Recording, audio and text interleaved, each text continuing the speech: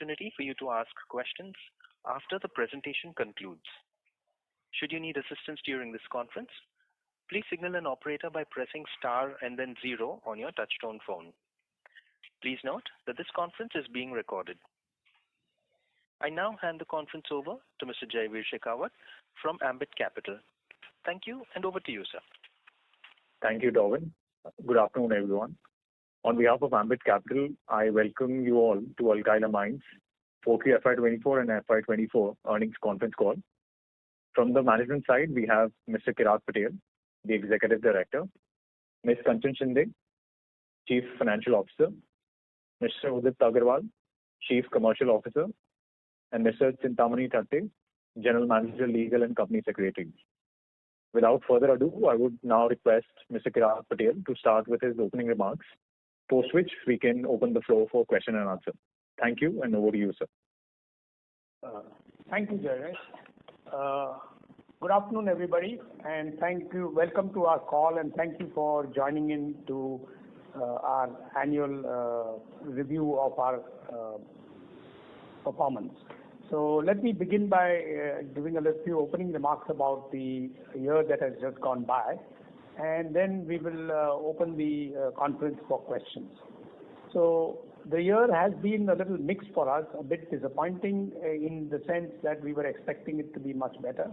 But there are some silver linings on the cloud, that the market demand for pharma is quite stable now and growing, and we have managed to increase our sales in terms of tonnage. However, because of price drops due to competition from the Chinese and some internal, the top line has, as you can see, has reduced.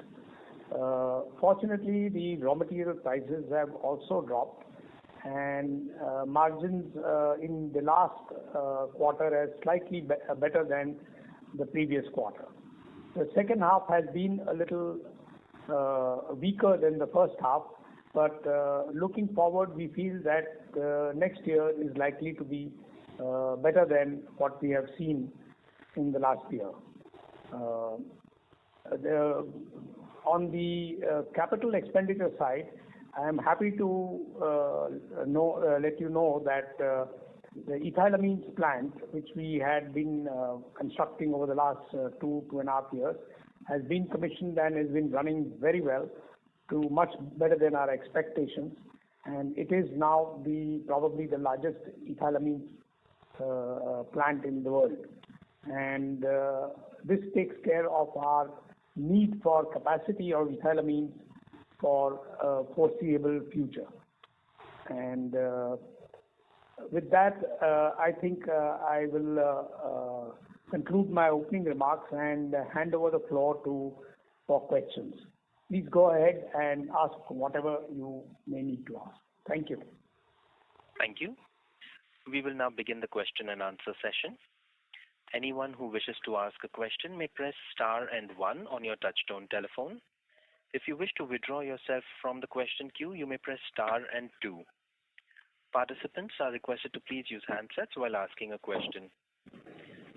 Ladies and gentlemen, we will wait for a moment while the question queue assembles.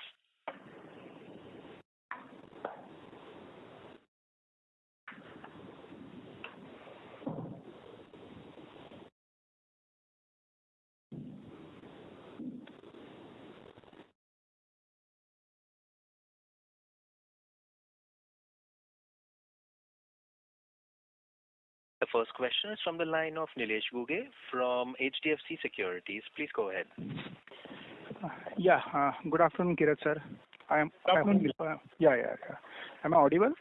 Yes. Right here. Yeah. So, sir, my first question is on capex. As you mentioned that you commissioned these ethylamine plants during this fiscal. So, can you just tell us how much total capex we incurred in FY24, and then can you give us the project-wise breakup for that?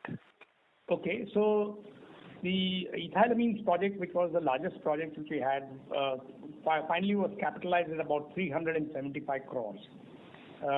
It is 120 tons per day. However, since we had spent a lot of the money in the previous 2 years, this year our total capital expenditure is about 120 crores. In that 120 crores is also some expenditure for routine maintenance capex and solar plant to supply electricity to our Dahej facility. So this year's FY24, the capex was about 120 crores. 120 crore, okay. And but the capitalization was more because the ethylamines plant was a very large plant. yes. So capitalization, I can see that is about close to 500 crore in this fiscal. Is 400 crores approximately. 400 crore. Okay, ठीक है. And second thing on the utilization. See, can you tell us the utilization of acetonitrile plant in this fiscal? Because in our earlier communication that you mentioned that first half the utilization was close to 60-65%. So I just want to get this sense how it was in second half of FY24. Okay, the second half was not as good as the first half because the Chinese pressure continued in terms of price and aggressive selling in the Indian market. So we were at about half our capacity, 55%, a little better than half. And we are facing competition, both domestic is very small, but largely the Chinese, you know. Okay. And the pricing is also under pressure, or it was meant. It has in the last quarter stabilized. Okay. Of course, it is difficult to say whether we have hit the bottom or not, but yes. I hope that is true, that this is as low as it will go, you know. Okay. The problem with this price, is we are of course fortunate because we are one of the first movers. So our productivity on acetonitrile and our cost structure is probably lower than the newer people who have come in, and this would be a bit difficult price for the newer entrants. So that's why I think we don't see too much activity from our domestic competition, and mostly from the Chinese. Okay. And sir, just on the ethyl amine side, so you recently commissioned this plant, and you mentioned that plant utilization it's sufficient. Utilization is ramp up. But you did mention that there was also pressure on the ethyl amine side in our last communication. So how are the prices on that side, and what was the utilization of your ethyl amine plant, including new capacity? Okay, so this is a bit mixed because we were using the old plant till about October, November, and the new plant also overlapped with it. So the old plant was obviously, the first half was almost fully utilized. The second half, it's been largely the new plant, and that utilization is maybe at about 60% of this thing, which is of course more than the old plant could deliver, but still we have headroom in the new plant. Okay. So, but as far as pricing is concerned, yes, it has improved on both the selling side as well as the raw material side. The ethyl alcohol has softened compared to what it was, say, 6 months, 1 year ago. Okay, thanks, sir. Thanks. Yeah. Thank you. The next question is from the line of Nirav Jimudia from Anvil Research. Please go ahead. Yes, sir. Good afternoon, and thanks for the opportunity. So I have 2-3 questions. So one is on the volume growth for FY24. So I think in the first half we were at around 14-15% volume growth. So if you can just let us know what was the volume growth for FY24. Yeah, so the total volume growth for the whole year is under 10%. The second half was it was disappointing, largely under pressure from acetonitrile, as I said earlier to Nilesh, and also monoisopropyl. Also, we are facing Chinese competition. However, we have been able to compensate that with a few of the other downstream products of methylamine. So, on balance, we have a little less than 10% growth. Less than 10%. We were disappointed in that because we were expecting it to be more than 10%, given that the first half was so strong. Correct. So in absolute amount, the volumes could be closer to 1 lakh tons for FY24? Nearly there. Yeah. It's just short of that. Correct. Sir, if you can just walk us through the demand outlook for methylamines, like at what levels of capacity we are at currently. Are we planning any expansions there also? And along with it, if you can just let us know the demand drivers for methylamines, particularly in context of the derivatives. You're talking about methyl, right? Methylamines. Methyl. Okay. I'll just hand it over to Udit, my colleague, who is the Chief Commercial Officer, who can give you a background on the methyl. So thank you for the question. As you know, that the methylamines and methylamines derivatives have different application areas, and the growth rates are different for those. For example, one of the derivatives which is largely dependent on the personal care related products, that has a different dynamics versus the other derivative which is largely on the pharma anti-diabetic segment, and that is a different growth trajectory. So it's a different things at both the derivatives end. The base methylamines are growing at their normal historical growth rate of low single digits. I would say primarily because these products find application in the agrochemical industry, and agrochemical industry, as we all know, is the kind of pain which it had in the recent past. Yeah. So this is where we are at this moment, but I would say that the derivatives are growing a little faster than the base methylamines. Got it. So, sir, here you mentioned about the pharma. Predominantly, you are talking about DMHCL. So, if you can let us know, like, how is the market size both for the base methylamines as well as the derivatives of methylamines, and how much of the methylamines which are currently using captively for our derivatives, and how much we are probably selling in the market at this point of time? We are using about 30% of our methylamines captively, and about 60% is sold. Sorry, sir, if you can just repeat, I lost in between, sir. Yeah, so it's 30% of our production is self-consumed in methylamines. Yeah. And about 60% is sold merchant. Okay.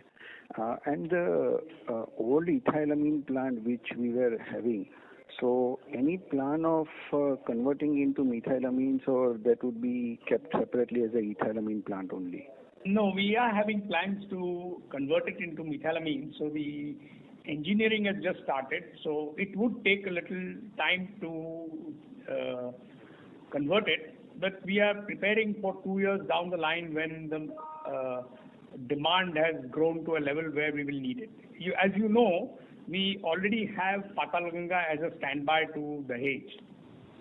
Patalganga, the second plant, the old second plant, the ethylamines plant, and that we bring online whenever there is a demand peak, when it happens in a few months, or some particular homologue of the methyl between monodiamine is in short supply, and we have contribution margin. So let's say if we exclude acetonitrile, which had a good year in FY21 and because of which our profitability was better, let's say if we compare FY21 and now FY24, for rest of the products, X of acetonitrile, let's say the methyl and ethylamines chain along with the derivatives, has the contribution margins per kg had an impact in between these years, or they were well taken care of through the price increases or the introduction of new products in that methyl and ethyl chains, because of which those margins were protected? If you just and help us understand that, that would be helpful. Okay, so if you ignore the volatility in the acetonitrile business and other business, between the products there has been a little bit of up and down in the margins. The methyl chain has done well. The margins have done well. Okay. The ethyl went through a little bit of a rough time 1 year ago and has stabilized and improved now. And we hope to get back to the old levels of margins in the ethylamine chains. Of course, MIPA has been last year been a bit of a disappointment because, as you know, our anti-dumping duty expired a year ago, and they did not renew it. And the Chinese have again become active, and so we've had price pressures in isopropylamine, and we have lost market share there.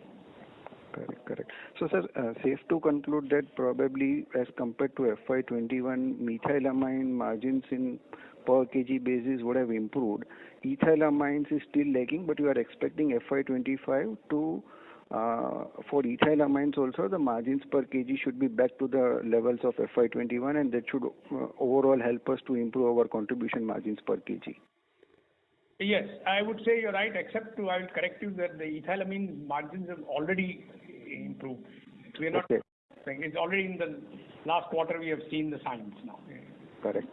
So last question, if you allow me, and before I join back in the Sorry to interrupt. This is Udip Agrawal here. Just to add to that, year 21-22 was also the special years of the COVID times. Yeah. Correct. If we look at the ethylamine or these products margin over the last 10 years or so and think about the margin situation current, I think that's a better way of looking at it, right? Correct. Sir, go ahead with your next question. Yeah. Sir, any new products what are we planning to introduce on the specialty side or on the derivative sides of methyl and ethyl? Because after acetonitrile, I think such a meaningful contributor to the top line level of products have not been introduced by us. So are we planning any newer products both on the ethyl or methylamine chain as well as on the specialty side, which could meaningfully help us in growing our volumes, turnover as well as the margins? Okay, we have a couple of products under engineering. In fact, one almost close to finishing the engineering, and we have to take a decision shortly. And these two products are not actually derivatives or part of the amine, current amine portfolio or anything linked with that. Of course, there is also, as I said, a capex due for revamping the old ethyl plant to make it into methyl. Yeah. But all these will happen over the next couple of years. Decisions will be taken in the next 3 to 6 months on proceeding, because currently the market situation seems to be very volatile with the Chinese active so much that one hesitates to put capex in the ground and then find that the Chinese have undercut you all over the world. Correct. So we are being a little careful on that, but we have proceeding with all the soft part of the engineering permissions, getting everything in place. So when the decision is made, we can implement quickly. Correct. And sir, lastly, any volume growth guidance which you can give for FY25? Well, we are always, we have always been optimistic, and we always feel that 10 to 15% growth rate has been our norm. There have been a few years like last year where we have dropped below that. But otherwise, 10% is, I think, what we expect. 10 to 15% definitely may happen. Some part of it may be because we are still to ramp up the diethyl ketone DEK properties. We have not been able to actually exploit that product fully, but we hope that next year will be better for us, and that will contribute to some extent to the 1 or 2% of that growth rate will be just diethyl ketone from a very low base adding to volume. What was the utilization rate in FY24 for DEK, sir? Oh, very poor. I think it was maybe 20%, 30%. So roughly 1,000 tons. Yeah, less than that, I think. Got it, sir. Thank you so much, sir. Wish you all the best, and I'll join back in the queue. Thank you. Thank you. The next question is from the line of Jaiveer Shekhawat from Ambit Capital. Please go ahead. Sure. Thanks for taking my question. Kirat, the first question is on the anti-dumping duty investigation that has been going on acetonitrile. So basically, the evidence that you've provided to the department, one, what has been the extent of dumping or the injury that has been suffered by you because of the dumping? And second, if the order is passed favorably, what kind of volume or margin benefit do you expect? Hello, Kanchan here. So we have filed anti-dumping in December, and in March 24, the investigation has been initiated. Okay, hearings are going on right now, and we are planning for filing interim relief also in that. Okay, and but it will take time. Maybe in Q4 of 24-25, we expect that to come if it is favorable on our side. Extent of injury. Injury is in the range of 15 to 20%. Sure. And so if I were to compare your FY24 revenues with pre-COVID, say FY20 revenues, your revenues have increased by roughly 50%, whereas your EBITDA is largely flat.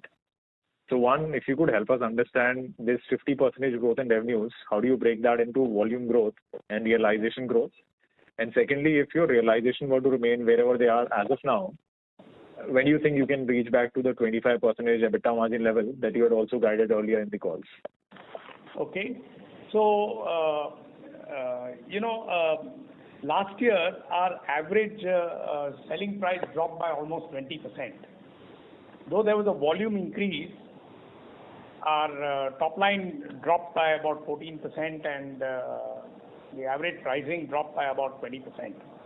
So, given that the margins obviously have come down per kg, looking forward to it, I don't think the margins will ever go back to the 2021 levels because those were exceptional years. But our average before that, so we expect that the next year we will get back to the average margins and will make up to the level which we were the year before by sheer volume increase. We are growing in terms of volume, and that is adding to the bottom line. Sure. Because, so if I see pre-COVID, I think prior to FY20, possibly you're doing 18, 19 EBITDA margins, which possibly you might be in a position to do in a couple of quarters. Was FY20 also impacted because of COVID by any chance? Because we still had a March lockdown that happened. Or was it still a normal level of margin that you would expect going forward? FY20? Yeah, that was around 25, 26% EBITDA margin. Do you see that as a normal level of margin, or was there aberration in that? So that is on the higher side, 25%. The 20 to 22% is what has been our norm, Sure. And 18 has been low. We have even gone down as much as 14 at one point, I think. But I would say that 20% EBITDA margin is what we hope to achieve between 20 and 22. Sure. So next question is in terms of realizations. So analyzing your data as well as that of your competitor, we find that after like many quarters of sequential decline in realization, you've seen some increase on a sequential or a quarter-quarter basis. So one, what has led to that? And secondly, would you call that as an aberration, or do you believe that realization can increase from here on?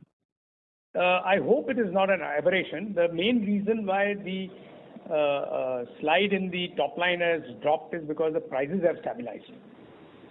Volumes have been growing little by little.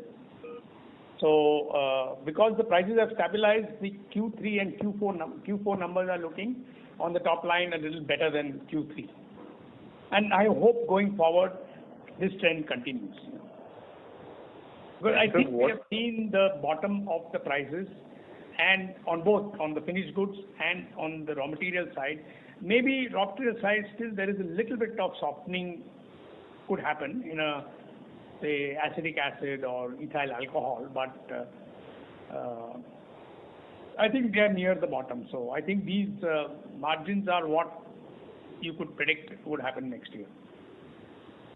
And so what gives you the insight or the foresight to possibly comment that it could be the bottom? And secondly, has there been a change in the industry dynamics over the last couple of months or quarters, which has led to this improvement in realizations?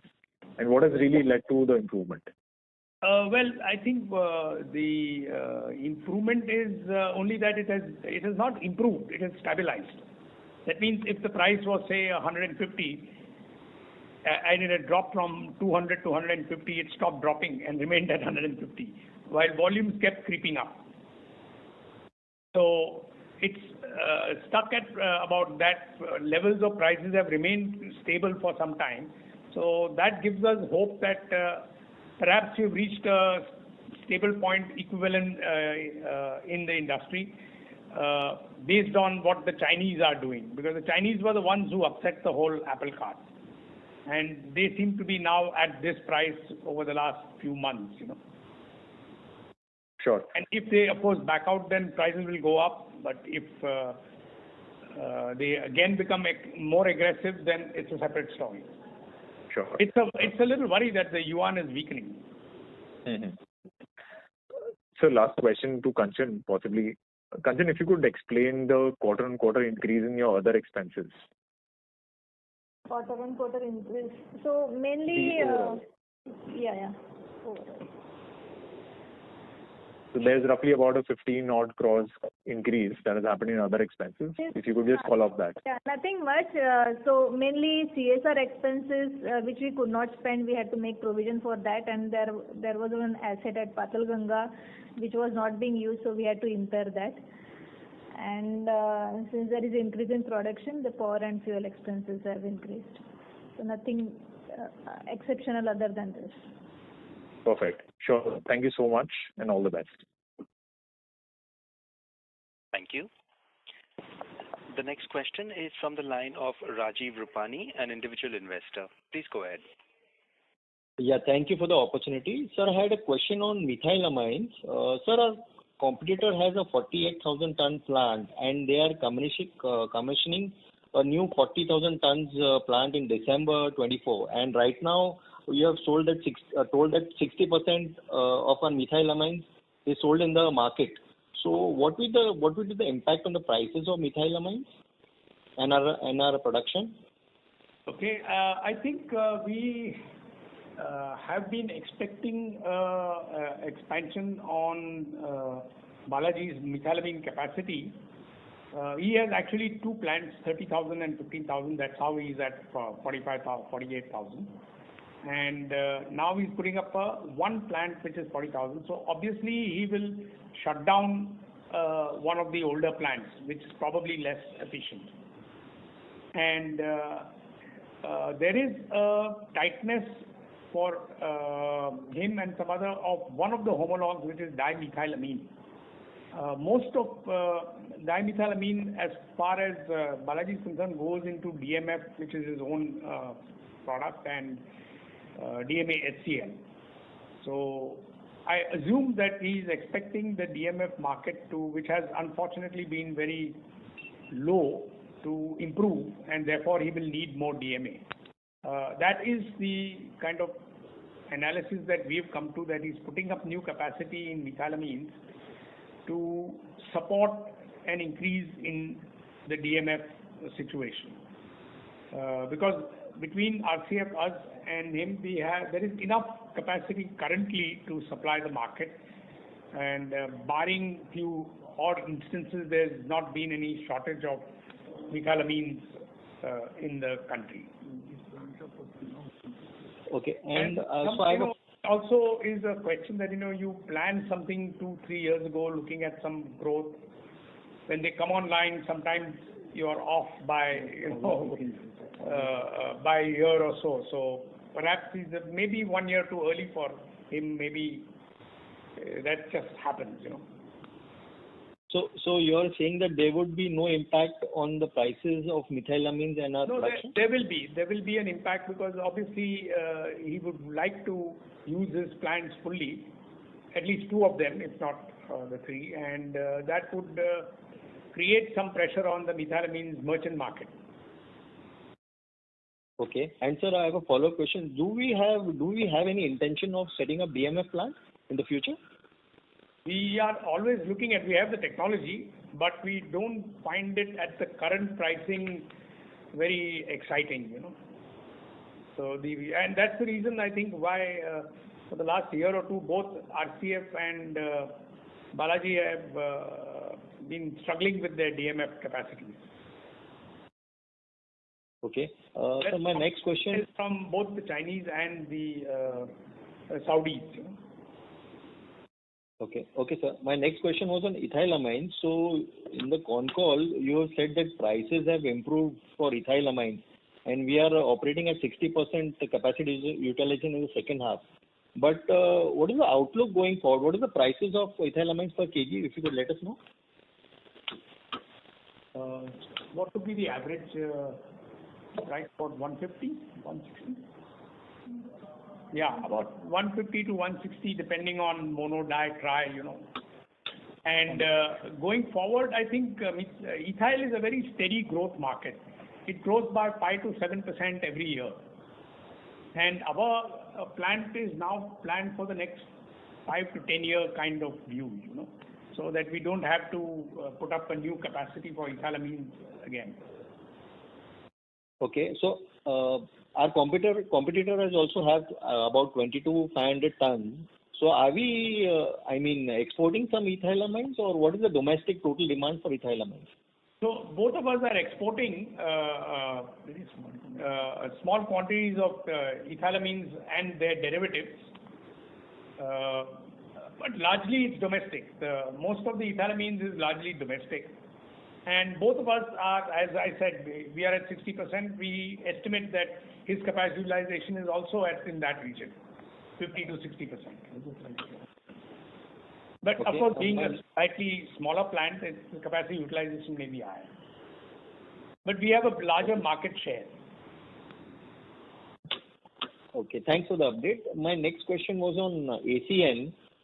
Sir, we have been facing this pressure from the Chinese people since last 6-7 months, and we have filed for the anti-dumping duty.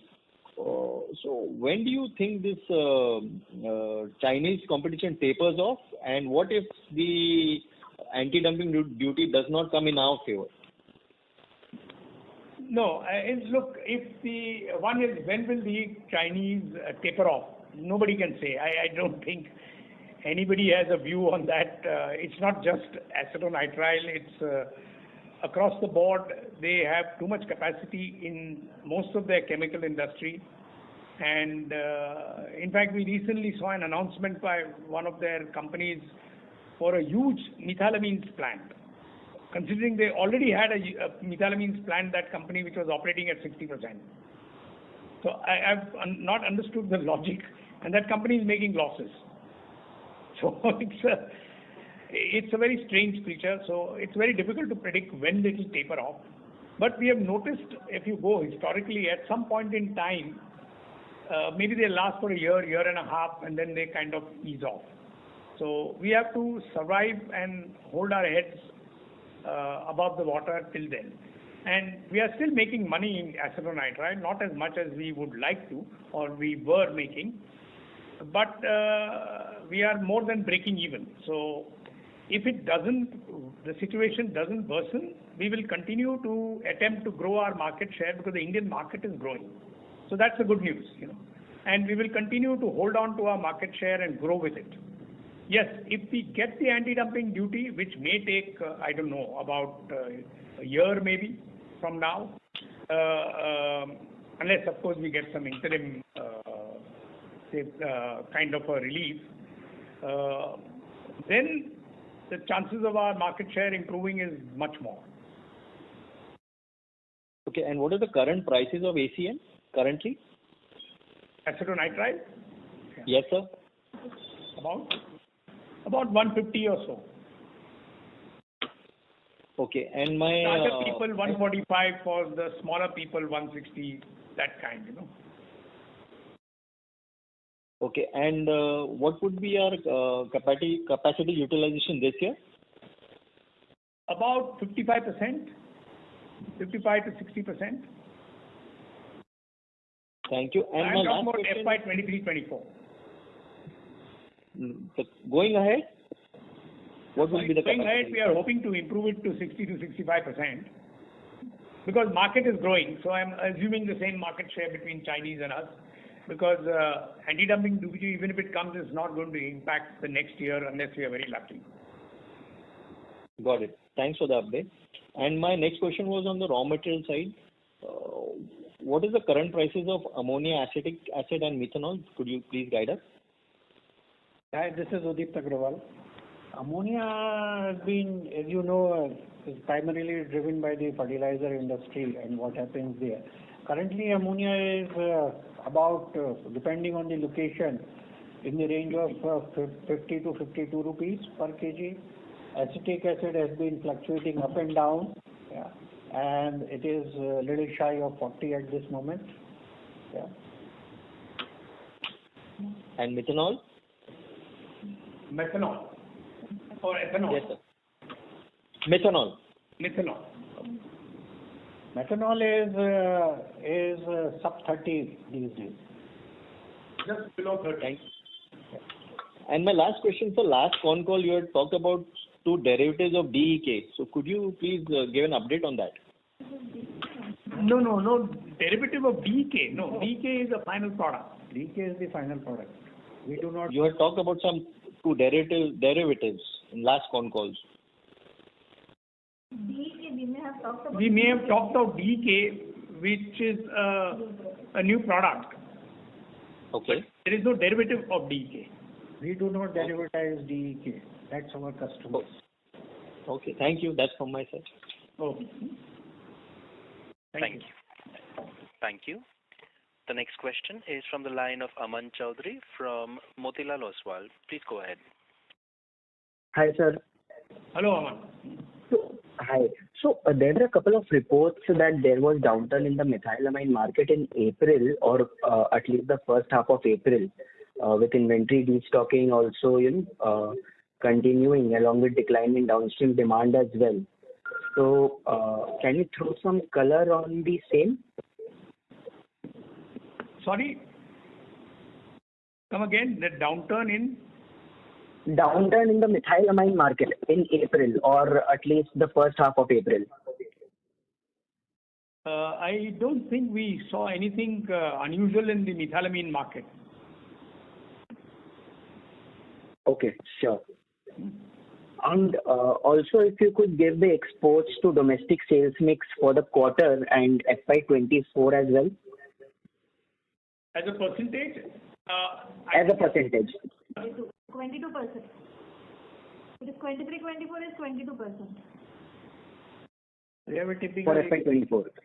80-20, so more or less 80% is our domestic and about 20% is export. And I think this is what Kanchan has been saying. This is where we are. Sure, thanks. My next question would be regarding an FID that in our last conversation, Kirat sir, you had alluded to that would be requiring a capex of around 80-90 crores. So any update on that? Yeah, so this year we spent about 120 crores on capex. Next year we are looking to spend about 60 to 80 crores. A large amount of it is maintenance capex and some debottlenecking in our current products. But as I said, we have two new products in mind, and those decisions have not been finally taken about going ahead. But if they do, then these capexes will be additional, and they are in the region of between 75 to 200 crores. But okay, it will be spread over 2 years.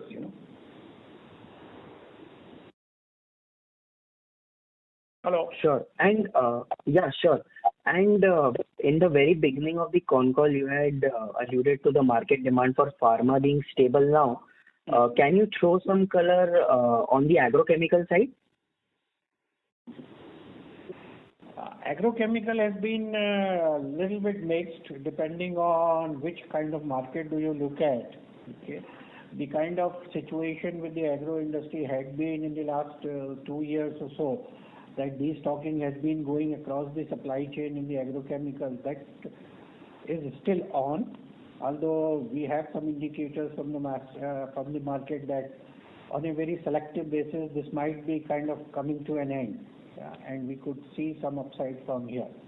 However, having said that, there is also a large increased Chinese competition, not only for our direct products, but also for our customers' products. So Chinese are also kind of selling at a very, very low prices the agrochemical molecules, not only here in India, but also internationally, where our customers are also exporting.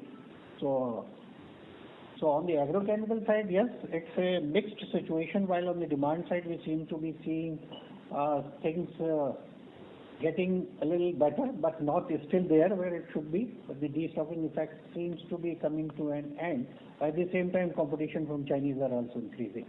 So we will have to see. I mean, a lot today. I mean, if you look at the entire chemical industry, upstream, downstream, it's really largely what is happening in China is affected. The rest of the world is also affected because of that. Because of the total chemical production, more than half of it is in China. 55%, 60% of the chemical industry, global chemical production is in China. Sure. And last question from my side.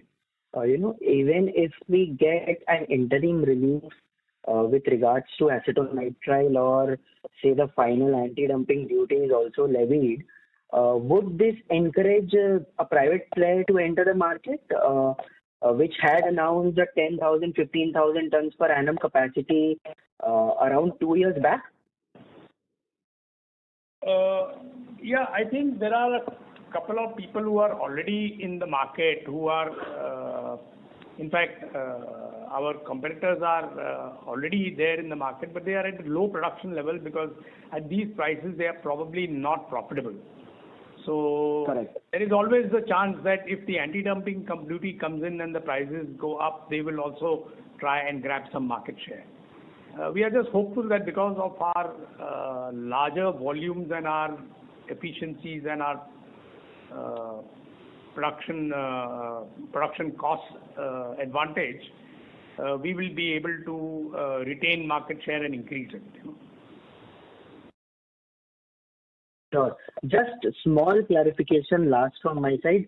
Any update on the additional Dahej land that we have been looking for? No, we haven't got any further progress on that.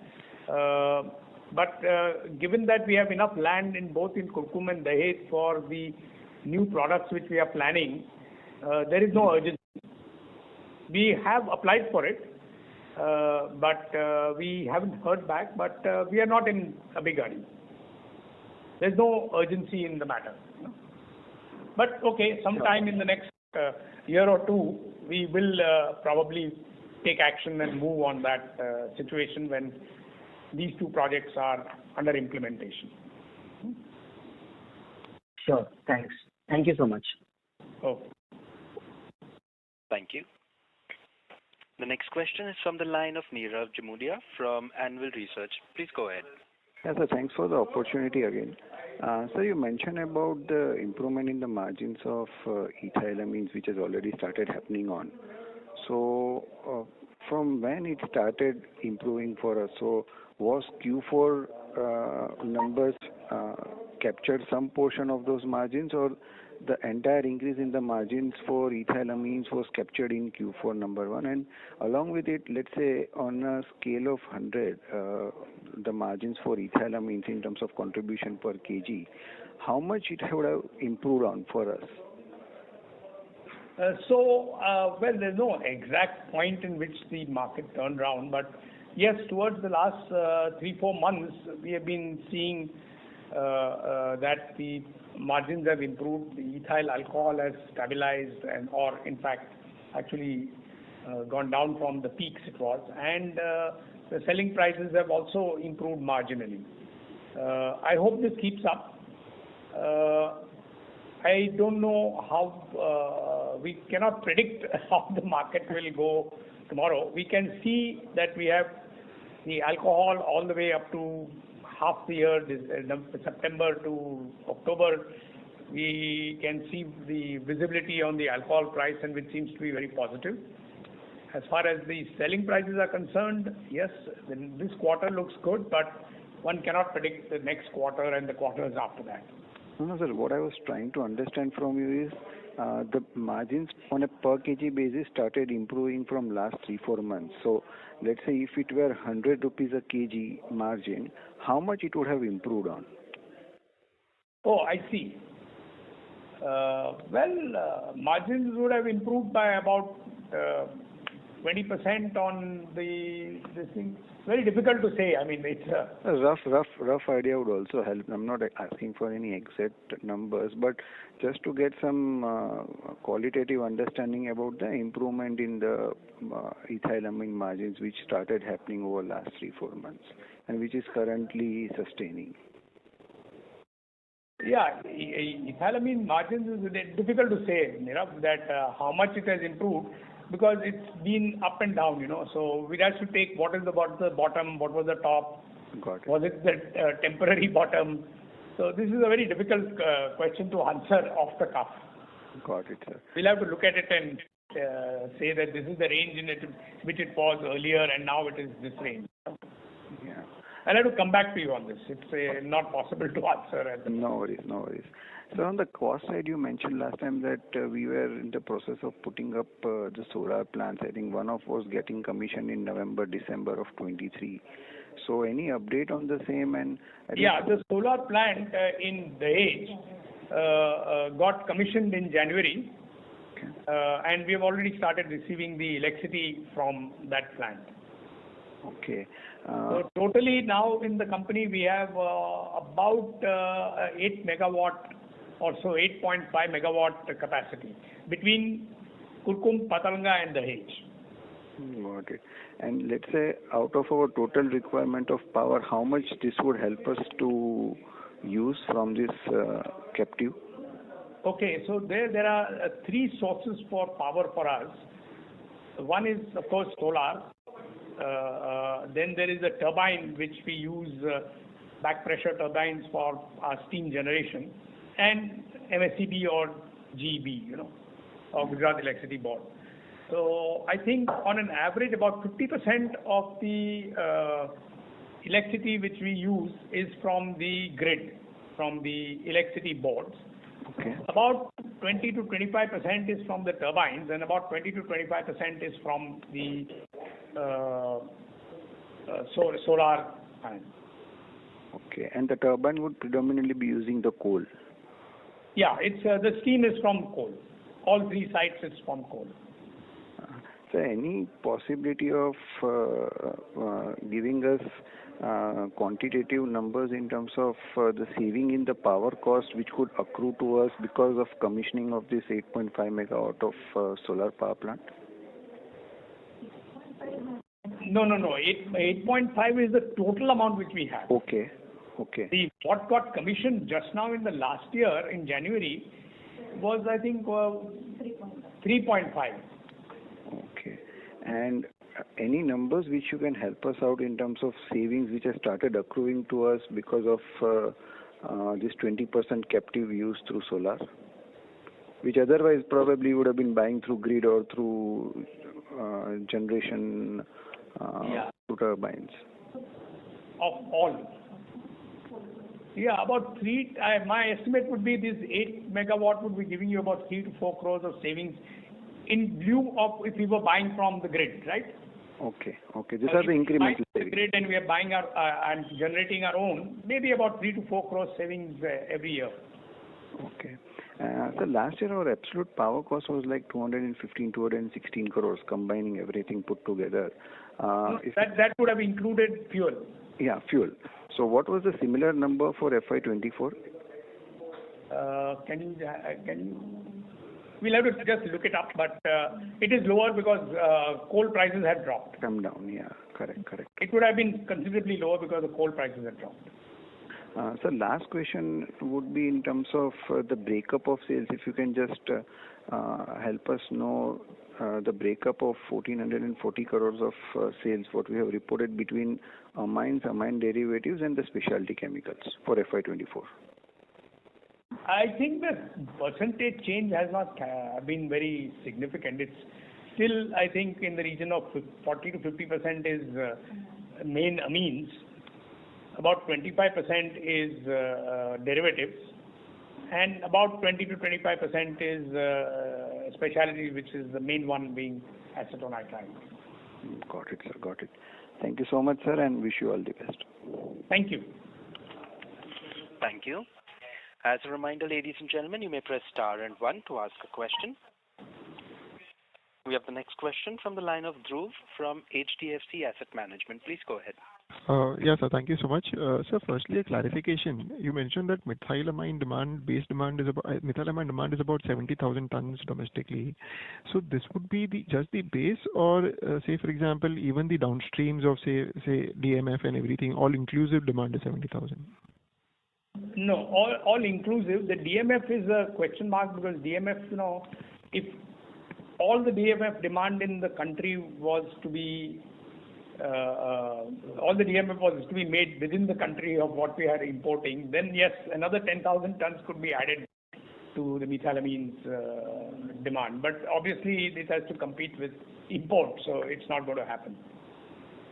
So when we say these demand numbers, these are based on production of base methylamines? Basically, production of base methylamines. So what goes into downstream is separate. That is not included in these demand numbers. Probably those downstreams could be imported from outside, but that's not included. I'm including what, say, RCF, Balaji and us would be producing. My estimate of what we would be producing, they would be producing every year. Got it. Or this year, rather. And it goes up by 5 to 7% every year. But sir, any kind of assessment if all, of course this is hypothetical, but if all the downstreams were also to be made in India, which is probably currently is imported, what would be the base demand for methylamines be? Sorry, what could be the? I mean, base demand for methylamines, say for example, currency is about 70,000. Say for example, DMF is currently, I'm not sure how much is imported. If that was also to be manufactured in India, and that would use base methylamines, so how much would that? Expect another 10,000 tons. So additional. All inclusive. Okay, got it. Sure, sir. So the second question is. In fact, both NMP and DMF and all, if you add up, it could be 80,000 tons to maybe 90,000 tons. Okay. So there is a potential in India if competition, but obviously competition doesn't go away. It's true. Reality. So 80 to 90,000 tons could be a kind of market size, you would say, potential market size. Got it. So the second question is, on a per kg basis, for methyl and ethylamines, let's take before 2020, what the spreads would be on an average per kg contribution or EBITDA, and what were they in the current year? On a benchmark basis. I'm not asking for an absolute number, but how different would they be? Between the current year, FY24. Best year and now, is it? Yeah, pre-COVID or pre-20, when there was some abnormality post that. So let's take pre-20 and the current year on a per kg basis, methyl and ethyl. I'd have to come back to you on that because I'd have to look at the numbers of pre-COVID per kg. But my gut feel would be that we would be slightly better off than that just now. But I couldn't say for it. Obviously, we are not as well off as the COVID years per kg. But pre-COVID to now, we'll have to just check, which is you're talking about 1920. Yeah, let's say 3-4 years. Yeah, average of 3-4 years before 20, just to get a sense. Sure. That's good, but we'll have to look it up, and it's a good way to look at a long-term pricing. And so lastly, you mentioned few players in China are still adding. One player in China is still adding capacity. Is it possible to name that player? Which player is this? No, I think it's in the. You can Google it. I think it's there in the. Perfect. No worries, sir. This is very helpful. Thank you so much. Thanks for your time. Thank you. Participants, to ask a question, you may press star and 1.